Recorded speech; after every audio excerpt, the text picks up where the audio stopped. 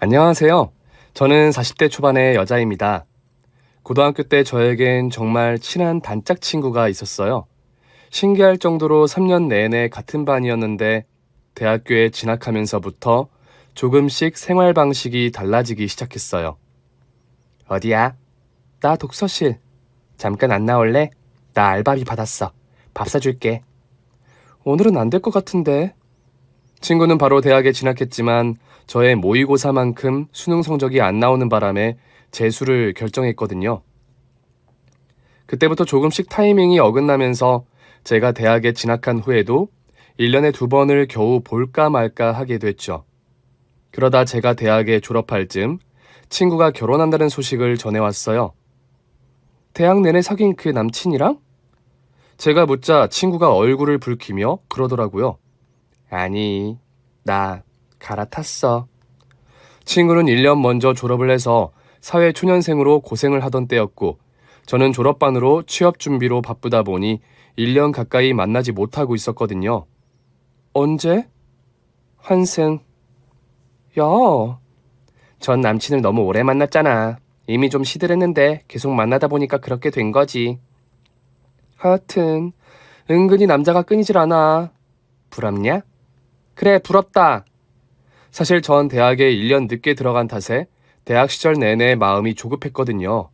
공부하고 졸업하고 바로 취업할 생각만 하느라 연애는커녕 오는 썸도 발로 차버리곤 했습니다. 그런 친구가 결혼한다고 하니 기분이 묘했어요. 친구가 생각보다 너무 빨리 결혼을 하는 바람에 제가 취업을 한 뒤로는 자연스럽게 연락이 뜸해졌어요. 친구는 뭔가 늘 바쁜 것 같았고 저는 저 나름대로 사회초년생으로 고생을 하고 있었다 보니 늘 연락이 안 되는 친구에게 점점 더 섭섭해졌던 거죠. 그렇게 수년이 흐르자 어느새 친구의 안부는 카톡 프로필 사진으로 확인하는 사이가 됐어요. 그러는 사이에도 친구는 먼저 연락 한 번을 안 하더라고요. 저는 종종 생일에는 생각이 나서 카톡도 보내고 그랬는데 대답도 너무 늦고 대답도 성의가 없기에 나중엔 그마저도 안 하게 되었습니다. 그러나 괜찮았습니다. 그 사이 저에게도 제 반쪽이 될 남자가 생겼거든요.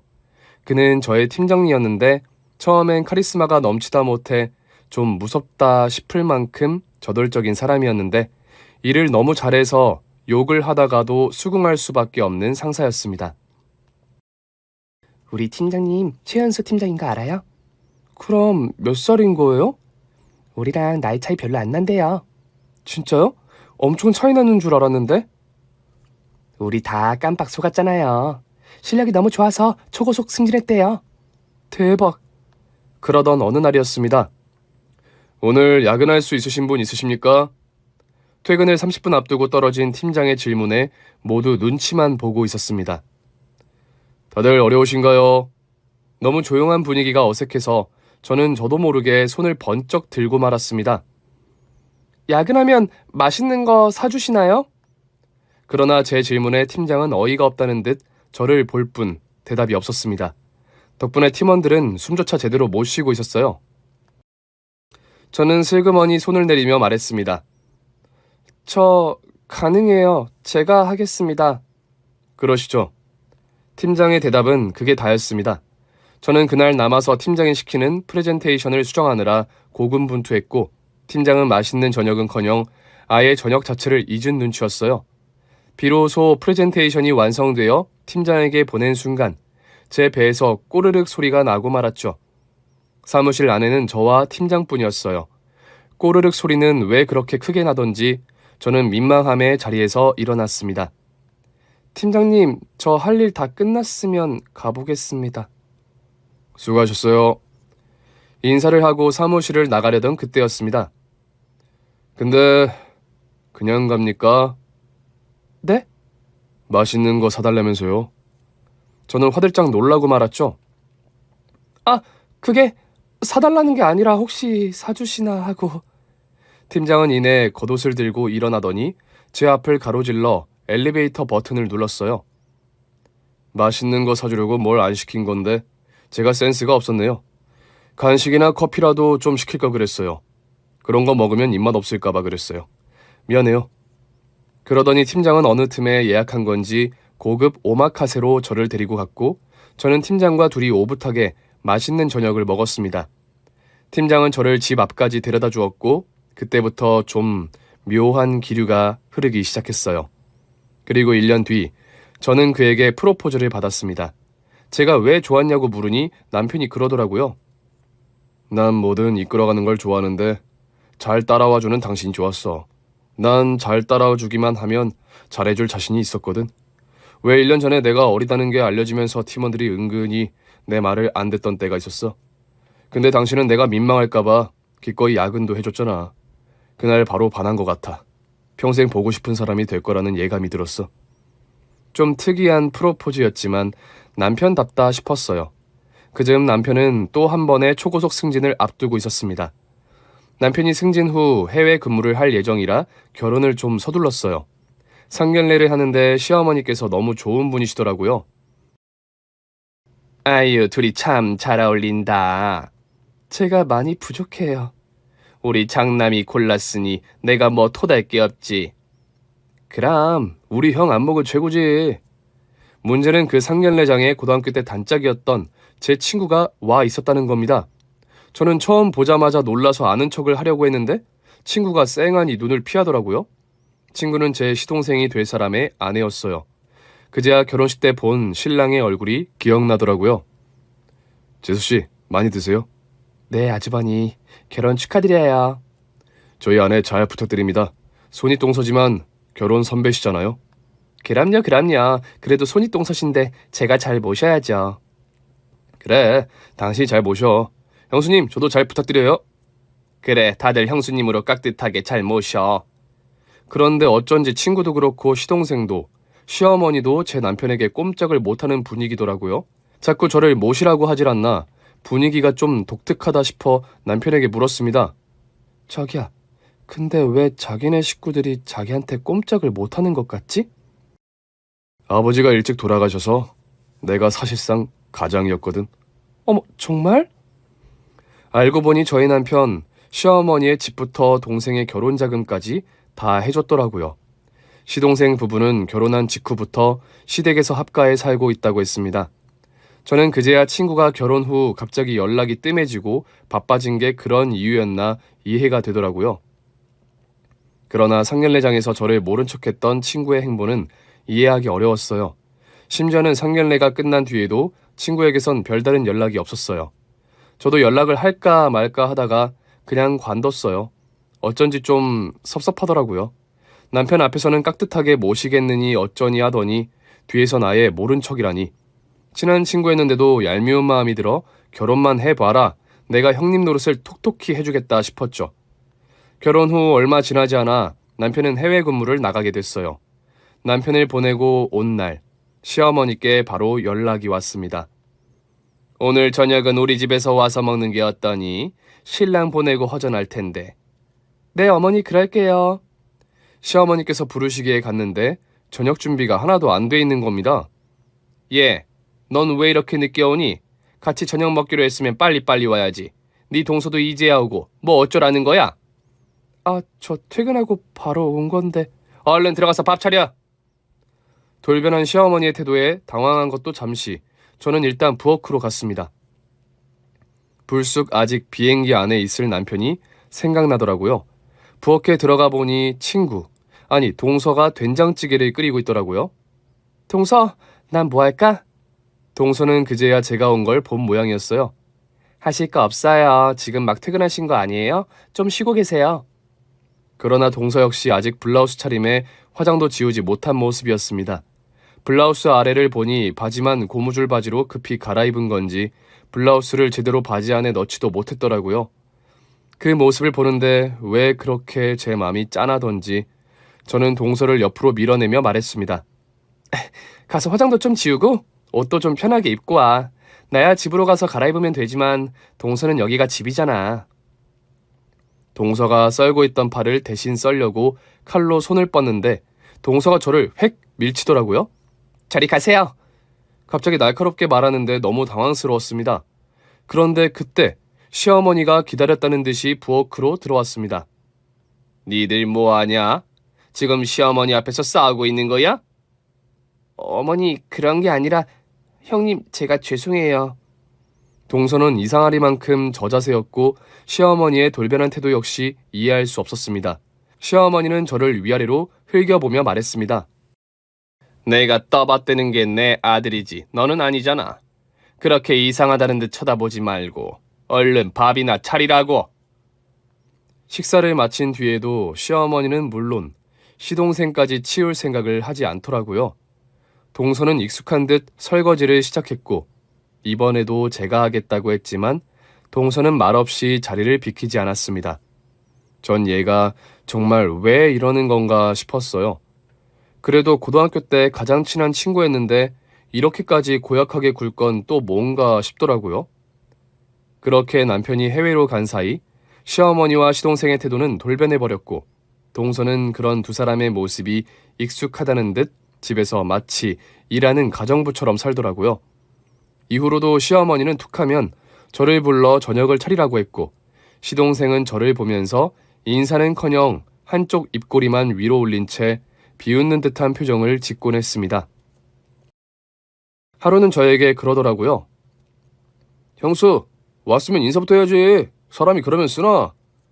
저는 하도 어이가 없어서 그랬어요. 서방님이야말로 왜 이래요? 우리 남편 있을 때는 아주 고양이 앞에 쥐처럼 굴더니 우리 남편 해외로 일하러 간 거지 영영 안 돌아오는 거 아니거든요?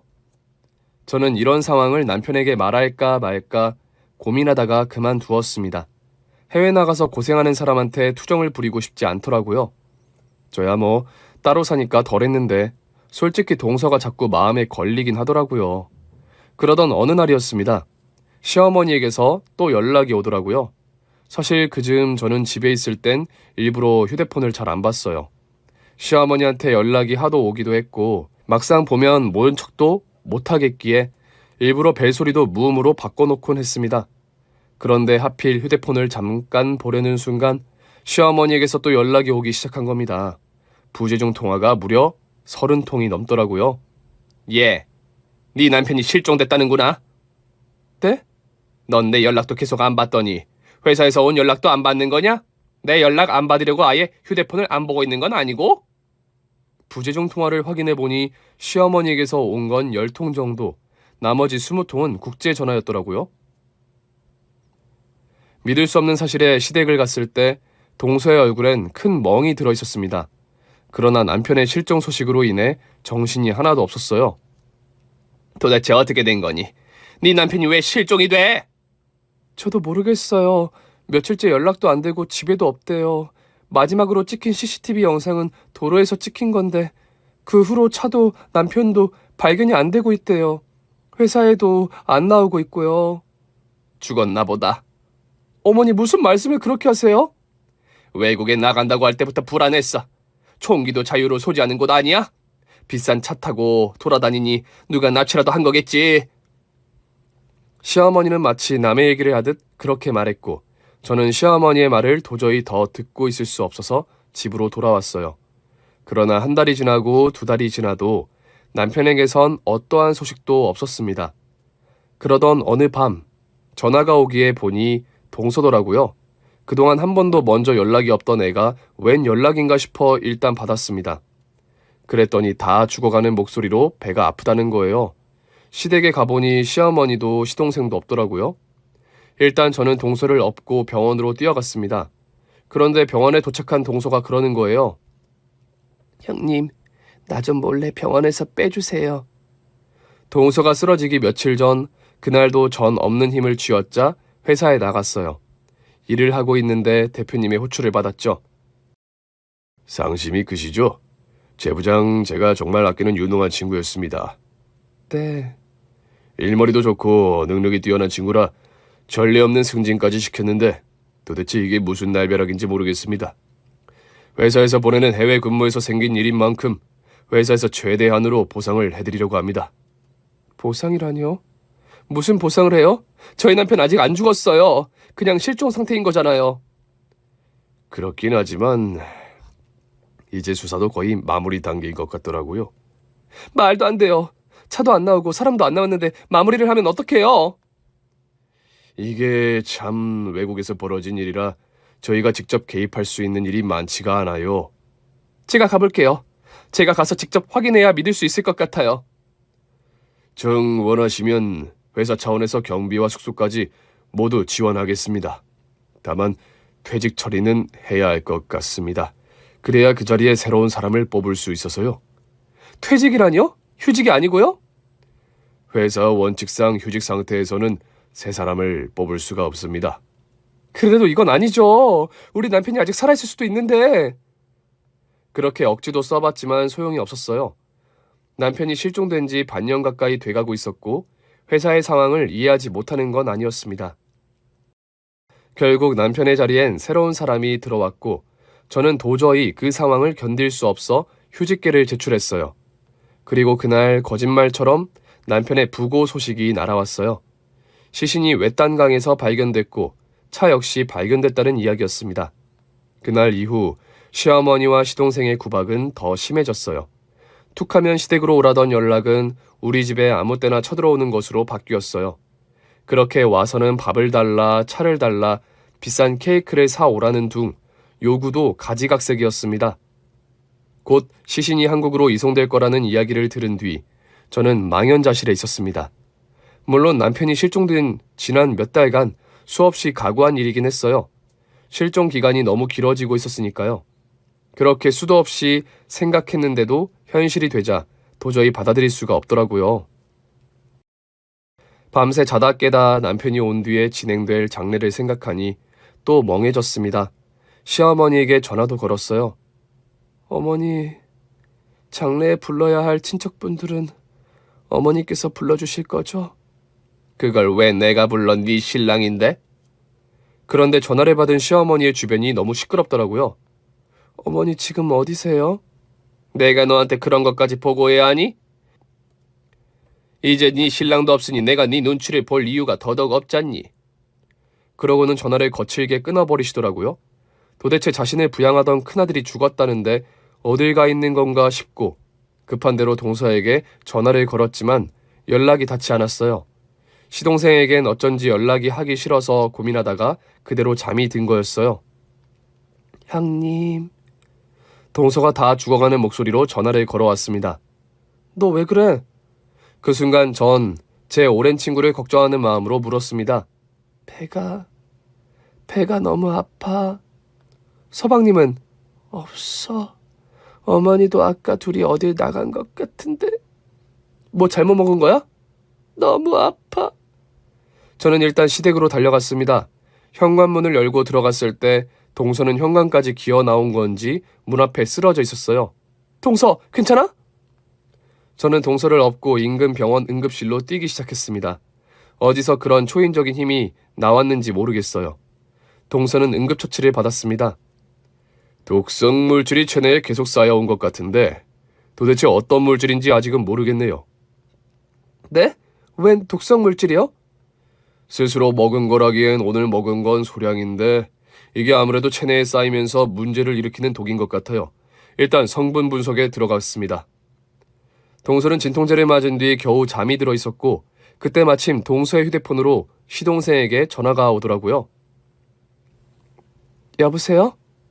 야, 너 어딨어? 시동생은 제가 동서인 줄 알고는 대뜸 반말부터 했습니다. 왜 대답이 없어? 어딨냐니까? 서방님. 뭐야, 형수예요? 네, 혹시 취한 거예요? 네, 기분 좋아서 좀 마셨습니다. 저는 황당했습니다. 남편의 부고가 전해진 지 얼마나 됐다고 기뻐서 취하다니 시동생도 남편의 부고에 충격이 커서 정신이 나간 건가 싶었죠. 어디세요? 집이요. 근데 우리 와이프 어딨냐고? 서방님, 일단 취한 것 같으니까 제가 데리고 있다가 데리고 갈게요. 형수 집에 있어요? 둘이 무슨 작당을 하는 거야? 도대체 그게 무슨 소리예요? 왜요? 우리 와이프가 눈치를 챘나? 뭐라고요? 그때 응급실로 응급 환자가 실려 들어왔어요. 잠깐만, 이거 구급차 소리 아니야? 지금 병원이에요? 혹시 우리 집 앞에 있는 그 병원? 시동생이 알게 된 이상 굳이 숨길 일이 아니라고 생각했어요. 맞아요. 동서가 갑자기 배가 너무 아프다고 해서 데리고 왔어요. 제가 퇴원시켜서 데려갈 테니까. 튀지 말고 거기 딱 있어요. 뭐라고요? 내가 왜 튀어요? 그러나 시동생은 이미 전화를 끊은 뒤였습니다. 도대체 이게 무슨 황당한 소린가 싶어 휴대폰을 보고 있는데 갑자기 동서가 제 손을 덥석 잡더라고요. 동서 일어났어? 형님, 나 좀 몰래 병원에서 빼주세요. 뭐라고? 얼른요. 그 사람 오기 전에. 다급한 동서의 말에 결국 전 동서를 다시 업고 우리 집으로 뛰기 시작했습니다. 형님 집으로 가면 쫓아오지 않을까요? 그래도 일단은 우리 집으로 가자. 문을 안 열어주면 그만이니까. 도대체 동서가 왜 이러는 건지는 알 수 없었지만 일단 데리고 갔어요. 우리 집에 도착하고서야 동서는 안도의 한숨을 쉬었습니다. 은영아 고마워. 도대체 어떻게 된 거냐니까? 언젠가부터 몸이 계속 안 좋았어.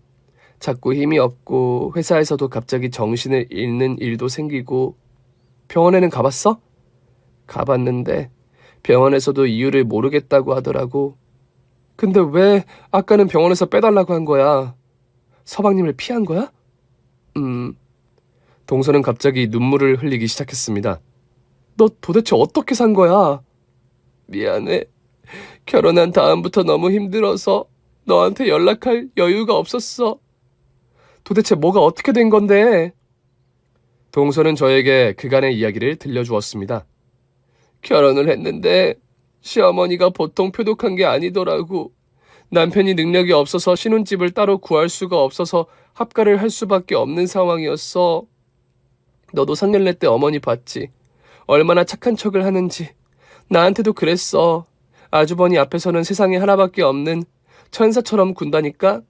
근데 결혼하고 시댁으로 들어간 첫날부터 시어머니 돌변하지, 남편까지 돌변하지. 그럼 이혼이라도 하지. 그렇게 견디기 힘들었으면. 내 남편 아주 무서운 사람이야. 내가 이혼할 생각인 걸 알고 우리 엄마를 찾아가서 협박하더라.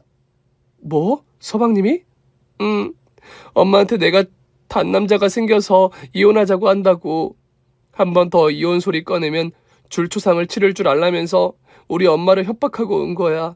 그러니 내가 이혼을 어떻게 해? 나만 도망가서 될 일도 아니고. 꿈에도 몰랐던 이야기에 온몸이 소름이 돋았어요. 말도 안 돼.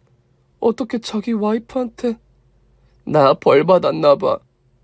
무슨 벌? 오랜 사귄 남친 버리고 얼마 만나지도 않은 이 자식이랑 결혼한 벌. 저는 동서를 와락 안아주었습니다. 그런 거 아니야. 널 협박한 그 인간이 나쁜 사람인 거지. 그래도 아주버님이 계실 땐 착한 신용이라도 했지. 이제 어떻게? 분명 너도 협박하려고 들 거야. 우리 남편은 어땠어? 갑자기 남편에 대한 그리움이 밀려왔습니다. 이 가족들을 다 먹여 살리다시피 하셨으니 늘 바쁘게 살았지. 내가 결혼해서 들어오면서 아주버니는 나가서 살기 시작하셨으니까 아마 자세히는 아는 게 없었을 거야. 그래도 나 볼 때마다 안부라도 건네주고 친절하게 말을 걸어준 건 아주버니 뿐이었어. 동서의 얘기를 듣던 저는 결국 또 눈물을 흘리고 말았습니다. 남편이 너무 보고 싶었어요. 그때였습니다. 밖에서 누군가 문을 거칠게 두드리기 시작했어요. 영수! 문 열어! 둘 다 여기 있는 거 다 알아? 이것들이 작정했구나. 당장 문 안 열어? 안 열면 경찰 부를 거야. 형수가 내 와이프 납치했다고. 그래, 당장 전화하자.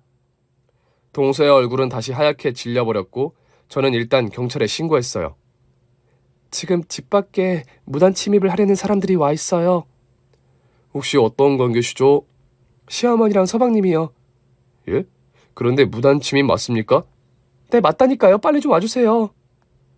경찰이 도착한 후 시어머니와 서방님은 일단 집 앞에서 쫓겨났습니다. 그러나 임시 방편일 뿐이었죠. 시동생과 시어머니는 저와 동서에게 밤새 전화를 걸어왔습니다.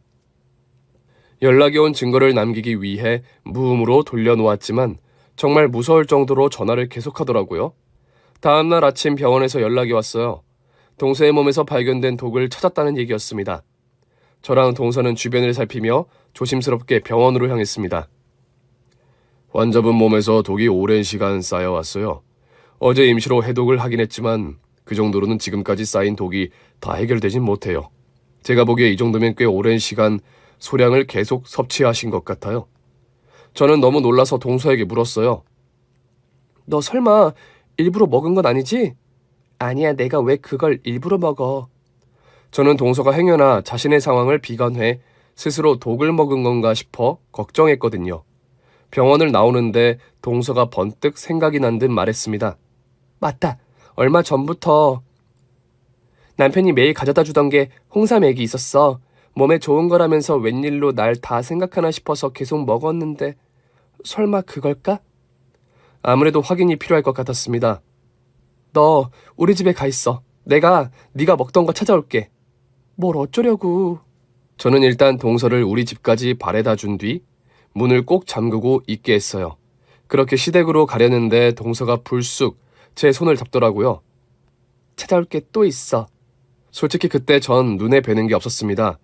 남편은 세상을 떠났고 가장 친한 친구였던 동서까지 잃을 뻔한 상황이었어요. 시댁의 도어락을 열었을 때 시어머니만 거실 소파에 앉아 있었습니다. 저를 본 시어머니는 당황한 눈초리였어요. 네가 웬일이니? 어제는 문도 안 열어주더니. 서방님은요? 회사 갔지? 걔가 뭐 너처럼 한가한 줄 알아? 저는 조심스럽게 부엌을 봤습니다. 저 물 좀 마실게요. 뭐? 시댁에 와서 물 한 컵은 마실 수 있잖아요? 잠깐. 계속 부엌으로 들어가려던 그때였습니다. 시어머니가 냉큼 오더니 저더러 소파에 가 앉아 있으라는 겁니다. 내가 가져다 주마. 저는 소파에 앉는 척 몰래 시어머니를 지켜봤어요. 시어머니는 주변을 살피더니 찬장에서 작은 도자기통을 꺼냈습니다. 그리고는 제가 마실 물에 아주 작은 스푼으로 한 스푼을 넣더라고요. 저는 시어머니가 나오기 전 냉큼 소파로 가 앉았습니다. 자, 여기. 시어머니는 제 앞에 물잔을 내려놓았고 전 모른 척 화제를 돌렸습니다. 그런데 어머니, 도대체 어젯밤엔 어딜 가신 거예요? 주변이 시끄럽던데.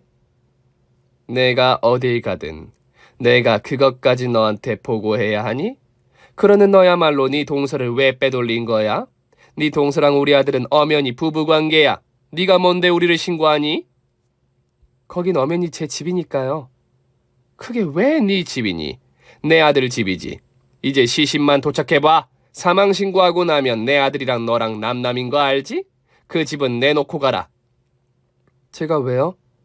그 사람은 제 남편이고 남편이 세상을 떠나면 그 집은 제 집이에요. 시어머니는 저를 째려보더니 물컵을 밀어주었습니다. 물 마신다며 물이나 마시고 가.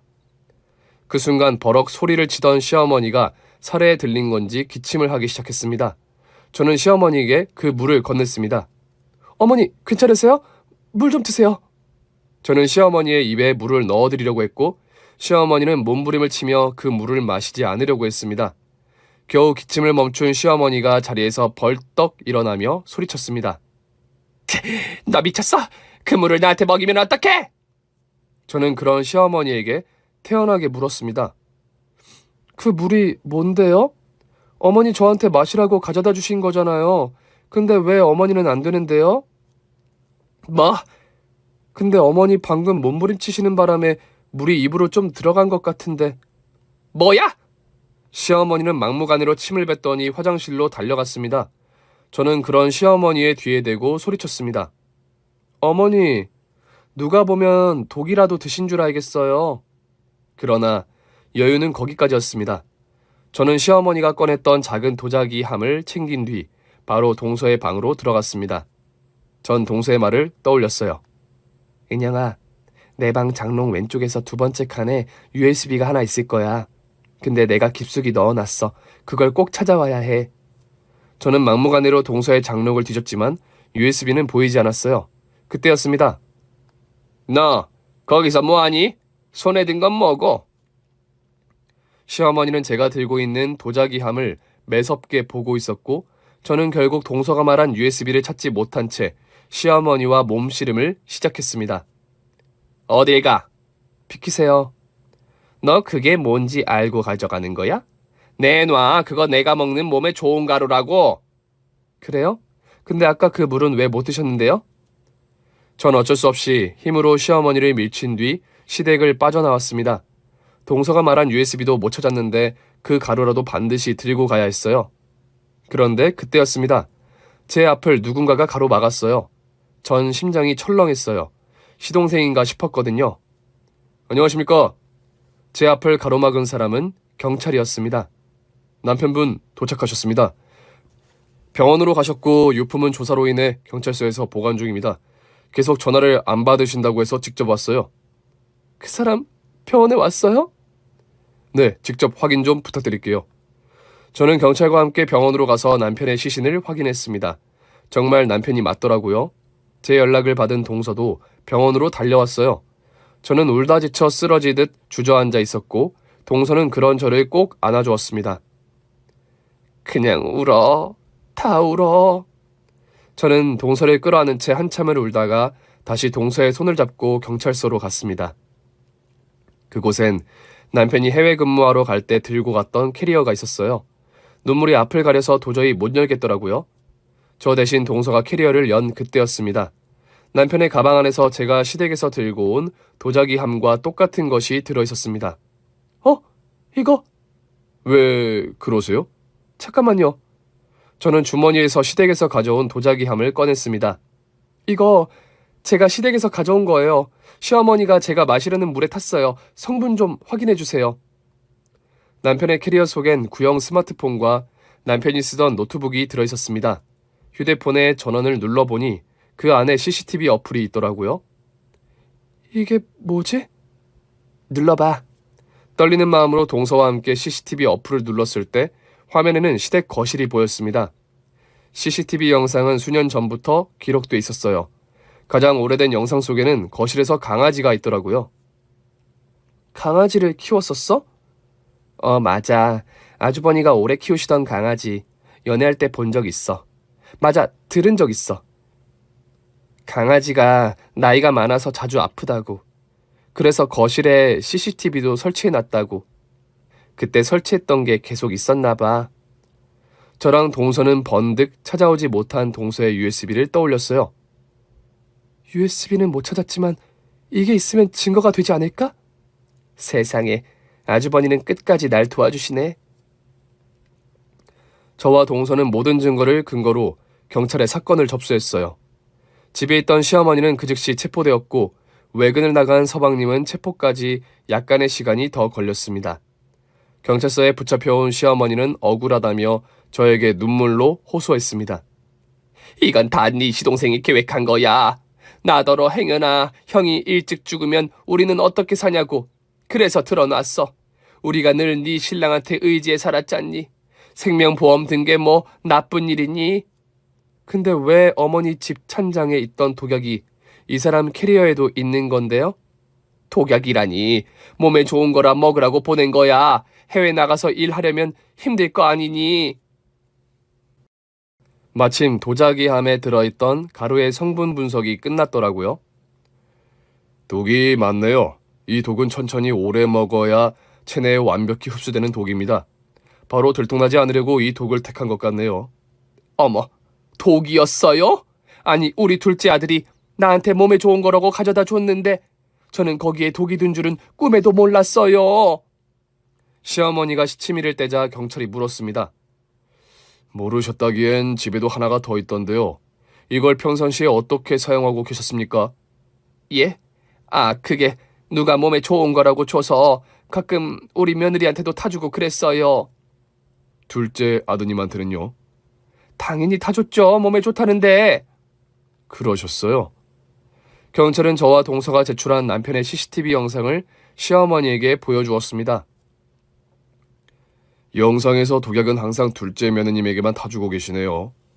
영상을 더 분석해봐야겠지만 제가 본 바로는 작은 며느님을 일부러 넘어뜨려서 다치게도 하셨고요. 폭행 혐의는 인정하십니까? 제가 이 나이 먹고 무슨 힘이 있다고 며느리를 넘어뜨려요. 실수죠, 실수. 시어머니는 모든 증거를 보고도 끝까지 잡아떼기만 했습니다. 그러나 조금 더 늦게 체포된 시동생은 경찰 조사에서 본색을 드러냈습니다. 아버지도 아닌 게 아버지 노릇을 하는 게 짜증나서 그랬습니다. 생명보험 들어놓고 어머니한테 독약을 몸에 좋은 약으로 속여서 보내라고 했어요. 마침 외국에 나가 있을 때니까 기회라고. 모든 혐의를 인정하시는 겁니까? 인정은 하는데 우리 엄마 말은 다 뻥이에요. 우리 엄마가 작정하고 형 생명보험도 들어놨다고요. 우리 엄마도 형 앞에서 주눅 들어 사는 거 지겹다고 했어요. 야, 이 새끼야. 내가 너 때문에 평생을 형 눈치 보면서 사는 게 지겹다고 했지. 언제 형이 지겹다고 했어? 누구한테 뒤집어 씌우는 거야? 아무리 돌았어도 그렇지. 넌 낳아준 애미도 못 알아보냐? 그때 다른 경찰이 수사 중이던 경찰에게 자료로 보이는 서류를 주고 가더라고요. 자료를 본 경찰은 심란한 얼굴로 동서에게 물었어요. 혹시 본인 앞으로도 생명보험 가입된 거 알고 계셨습니까? 네? 아니요, 전 가입한 적 없는데요. 계약자와 수혜자 모두 남편분이세요. 경찰은 저를 보면서도 말했습니다. 시어머니 앞으로 남편분의 생명보험이 3건 가입돼 있네요. 3건의 수혜자 모두 시어머니고요. 저와 동서는 큰 충격을 받았고 그제야 이 미친 모자가 저른 일의 동기를 알 수 있었습니다. 동서는 충격받은 얼굴로 시동생을 노려봤습니다. 당신 사실이야? 너 진짜 미친놈이었구나. 내가 뭘? 와이프 생명보험 좀 들 수 있는 거지. 너도 들면 되잖아. 아니지. 넌 내 생명보험을 들고 날 죽이려고 했잖아. 넌 아직 죽을 만큼 먹지도 않았어. 안 죽었으면 됐잖아. 그런 시동생에게 경찰이 차분한 조로 되물었어요. 저희가 CCTV로 분석해보니 독을 산 건 동생분이 맞더라고요. 독이라는 걸 알고 사신 게 맞네요. 인정하시는 거죠? 시동생은 부들부들 떨며 경찰을 노려보더니 대뜸 시어머니를 향해 소리쳤습니다. 그러니까 왜 똑같은 도자기에 넣어놓고 지랄이야. 형한테 줄 때는 다른 함에 넣으라고 했잖아. 결국 시동생은 모든 혐의를 시인했습니다. 동서가 보는 앞인데도 거침없이 진술을 이어가더라고요. 막상 결혼하고 보니까 별로여서 지겨워서 그랬어요. 같이 살긴 싫은데 그냥 이혼하면 나한테 남는 게 없잖아요. 몇 푼이라도 남겨야지. 그래서 생명보험도 들었어요. 내가 남편이니까 수혜자는 당연히 나일 테니까. 들자마자 죽으면 안 되니까 데리고 살았습니다. 됐습니까?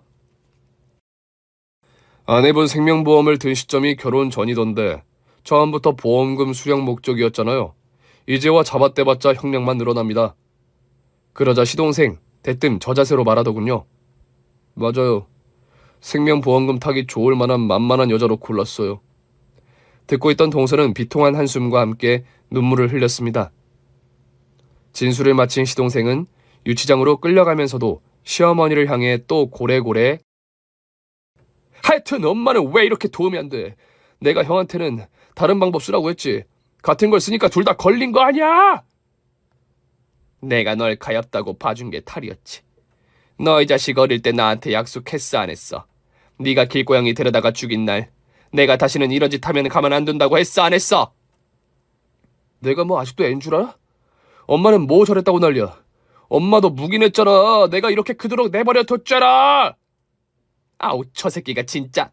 네 형이 너 결혼시키지 말라고 했을 때 내가 그 말을 들었어야 했어. 네 형이 똑똑해서 뭔가를 분명 눈치챘던 거야. 재판이 끝난 뒤 동서가 그러더라고요. 사실 처음엔 아주버니가 많이 불편했었어. 시댁에 인사를 갔는데 남편한테 막 화를 내시는 거야. 네가 결혼을 왜 하냐고. 혼자 살라면서 나는 내가 싫어서 그러시는 줄만 알았어. 남편의 노트북을 열어보니 그간의 심경이 담긴 일기가 있었어요. 남편의 자기 남동생과 어머니가 좀 이상한 사람이라는 걸 알고 있었더라고요. 그래서 더 세게 단속해왔고 남동생은 종종 정신병원에 보내 치료도 계속 받게 했었더라고요. 그러나 동서는 이러한 사실도 전혀 몰랐다고 했습니다. 남편은 바로 부검에 들어갔습니다. 사인은 독극물에 의한 것으로 밝혀졌어요. 독극물이 체내에 쌓인 상태로 장거리 운전을 하다가 의식을 잃었고 운전하던 차와 함께 강물에 빠지면서 장기간 실종이 됐던 거죠. 모든 조사와 함께 시어머니와 시동생의 재판이 진행됐습니다. 두 사람 모두 징역을 확정받았어요. 재판이 끝난 뒤 저는 시어머니에게 달려가 따져 물었습니다. 왜 그러셨어요? 우리 남편 가장 노릇하면서 어머니랑 서방님까지 다 책임지고 살았잖아요. 뭐가 아쉬워서 생명보험을 들어서 사람을 죽여요? 계속 우릴 책임지고 살 거였으면 너랑 결혼하지 말았어야지. 어느 날 갑자기 너랑 결혼한다고 상의도 없이 결정해버렸는데 우린 어떡하니? 이제 찬밥 신세일 텐데? 거짓말하지 마세요. 생명보험 들어놓은 게 꽤 오래전이던데? 이런 날이 올까봐 말 그대로 미리 보험 좀 들어놨다. 왜? 동서 쓰러지던 날 서방님이랑 어디 계셨던 거예요? 지방 카지노에 있었다. 왜? 아무리 그래도 그렇지. 아들이 세상을 떠났는데 카지노에 가는 게 말이 돼요? 보험금 탈 생각에 신나서 베팅 좀 했다. 왜?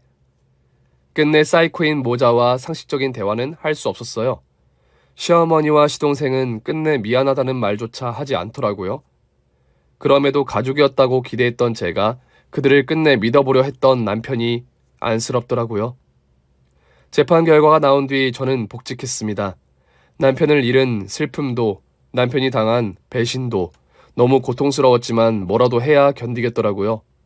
매일 밤 울더라도 다음 날은 출근을 했습니다. 그렇게 몇 달이 지났을 때 친정에서 쉬고 있던 동서를 찾아갔어요. 좀 어때? 많이 좋아졌어. 몸도 많이 회복했고. 미안, 네가 그렇게 힘들게 결혼 생활하는 줄도 모르고 사실 나 네가 미웠었다? 근데 지금이 더 미워. 뭐 지금이? 나한테 말을 했어야지. 도와달라고. 처음엔 뭐가 뭔지 모르기도 했고 너도 많이 바쁘고 힘들 때였잖아. 내 짐까지 어떻게 얹어줘. 내 짐이 보통 짐도 아니고. 그래도 너 대단하다. 그 와중에 증거까지 수집하고. 나라면 그렇게 못했을 거야. 결국 아주버님이 다 도와주신 거지. 내가 조금만 더 일찍 신고했더라면 아주버님도 살았을 텐데. 네가 자책할 일 아니야. 그 인간들이 사이코들인 거지. 그렇게 몇 년이 지났습니다. 저는 회사에서 팀장이 됐어요. 한때는 불도저 남편이 앉아 있었던 자리에 제가 앉게 된 거죠. 오늘 저랑 야근하실 분? 팀원들이 하나둘씩 제 눈을 피하더라고요. 아무도 없습니까? 그때 저 앞에서 한 사람이 손을 번쩍 들었습니다. 최근에 저희 팀에 들어온 신입이었어요. 팀장님, 그러지 말고 절친과 함께 칼퇴하는 건 어떠세요? 요즘 프로젝트가 다 잘 돼서 열정이 넘치시는 건 알겠는데 계속 그렇게 팀장하다가는 팀원들한테 고발당합니다. 그 신입은 바로 저의 동서였어요. 동서의 발언은 팀원들에게 열화와 같은 성원을 입었고 결국 전 야근을 깨끗하게 포기했습니다. 그럼 우리 맛있는 거 먹으러 갈까? 동서는 그해 신입사원 모집에 당당하게 합격해 저희 팀에 들어왔어요. 어느 날 갑자기 저한테 그러는 거예요. 나 너희 회사 지원했어.